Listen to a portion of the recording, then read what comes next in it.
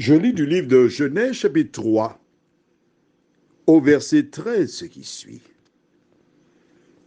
Et l'Éternel Dieu dit à la femme, « Pourquoi tu fais cela ?» La femme répondit, « Le serpent m'a séduite et j'en ai mangé. » Prions. Notre Seigneur, notre Dieu, alors que nous découvrons ta parole, nous te remercions pour le Saint-Esprit qui nous conduit dans toute la vérité. Parle toi-même et que nous puissions bien comprendre ta parole. Au nom de Jésus, pour ta gloire éternelle. Amen. À travers la lecture de la parole de Dieu, nous découvrons comment gérer les conflits, comment trouver des réponses appropriées.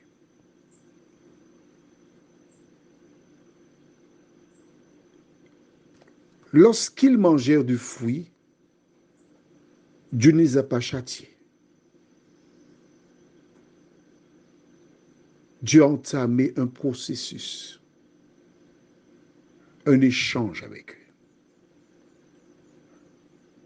D'abord, nous voyons que lorsqu'il s'adresse à Adam, qu'il appelle, as-tu vu qu'est-ce qui se passe?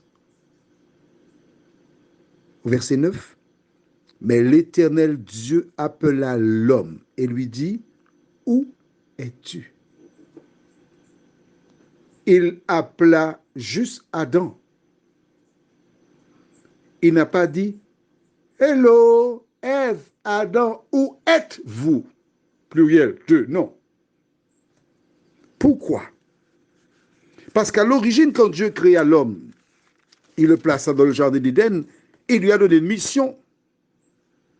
Et quelle était la mission qu'il a donnée à l'homme? Peux-tu me dire?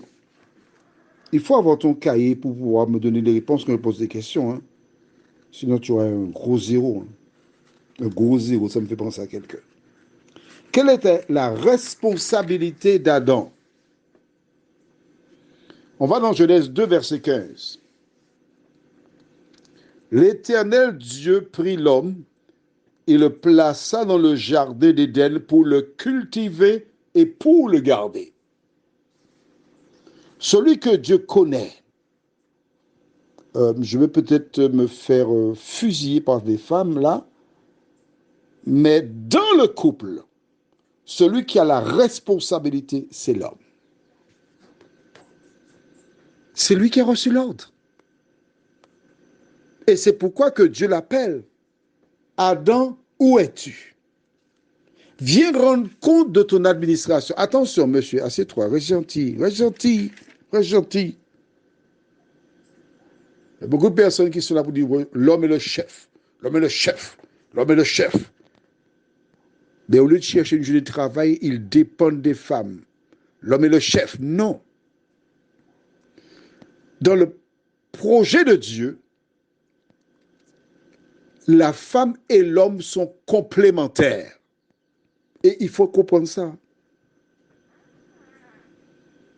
Ils prennent leurs décisions ensemble, s'appuyant sur la parole de Dieu. J'aime beaucoup les métaphores. L'homme, c'est la clé, et la femme, c'est la serrure. On introduit la serrure où? Nulle part. C'est la clé qu'on introduit dans la serrure. Ah, quand même. Je t'ai eu là. Et la serrure est faite spécialement pour la clé. Et la clé est spécialement pour la serrure. Quand ces deux éléments-là s'entendent, on met la clé dans la porte, ça s'ouvre sans problème. Mais quand la clé n'est pas bien, on est fatigué, il y a toute espèce de choses. Il faut tirer la porte, pousser la porte, faire monter la clé, faire descendre la clé. Non. Les deux sont complémentaires. Les deux prennent des décisions ensemble. L'un ne cherche pas à dominer l'autre. Mais c'était une petite parenthèse que nous refermons. Dieu pose la question à Adam. Nous avons vu cela hier. Il aurait dû répondre, Seigneur, j'ai eu peur parce qu'elle va manger le fruit. J'ai eu peur de la perdre, alors j'ai suivi. Ève donne une réponse appropriée. Elle ne passe pas par quatre chemins. Elle dit, j'ai été séduite. J'ai été trompée par le serpent. Quand j'ai lu cette parole de la Bible, il y a une fable. Maître Corbeau sur un arbre perché tenait dans son bec un fromage. Puis un copain qui arriva à Maître Corbeau. Maître Corbeau, Maître Corbeau, que veut-il? Le fromage. Et Maître Corbeau ouvre sa gueule, le fromage tombe et que dit-il? Apprenez que tout. Alors dis-moi, flatteur ne vit aux dépens de celui qui. Alors écoute, va prendre, cherche la fable de La Fontaine, le corbeau et le renard, et puis lis l'histoire. Cette histoire ressemble étroitement à ce qui arrivait à Ève. Je m'adresse à toi, qui parfois passe par des commerciaux, etc. Quand tu sais que tu as une faiblesse, rappelle-toi que Dieu a déclaré il n'est pas bon que l'homme soit seul. Parfois, on veut prendre nos décisions seul. Mais si tu es célibataire, c'est bien. Je te conseille tout de même de demander un avis à quelqu'un d'autre. Parce que deux précautions valent mieux qu'une. Mais quand tu es dans un couple, tu ne peux pas prendre des décisions seul et imposer ta décision à l'autre. Ça me fait penser à une chanson de carnaval qui a un rapport avec la mairie. Dans une mairie, il n'y a pas deux maires, il n'y a qu'un seul maire. S'il y a deux maires, tu connais la suite. Dans un foyer, il n'y a pas deux têtes, il n'y a qu'une seule tête. Où les deux personnes marchent de même pas, échangent.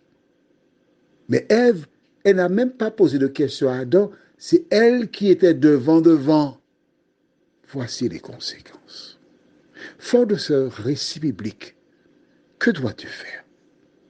Quel que soit le lieu où tu te trouves, l'idéal, c'est de fonctionner dans la concertation. Prions. Notre Seigneur et notre Dieu, Ève n'est pas passée par quatre chemins. Elle a dit les choses comme elles se sont passées. Le serpent m'a séduite. J'ai succombé au charme du serpent. Seigneur, viens aider chacun. Toutes les fois où nous nous trouvons dans des situations et nous entendons des paroles suaves, à prendre nos jambes à notre cou, prendre la fuite. De nous aider à comprendre que nous ne sommes pas forts. Et le seul moyen que nous pouvons utiliser pour nous protéger, c'est la fuite. Merci Seigneur pour ton amour. Merci de nous diriger, de nous garder. Au nom de Jésus, pour ta gloire éternelle. Amen. Je te souhaite une bonne nuit sous le regard de Dieu.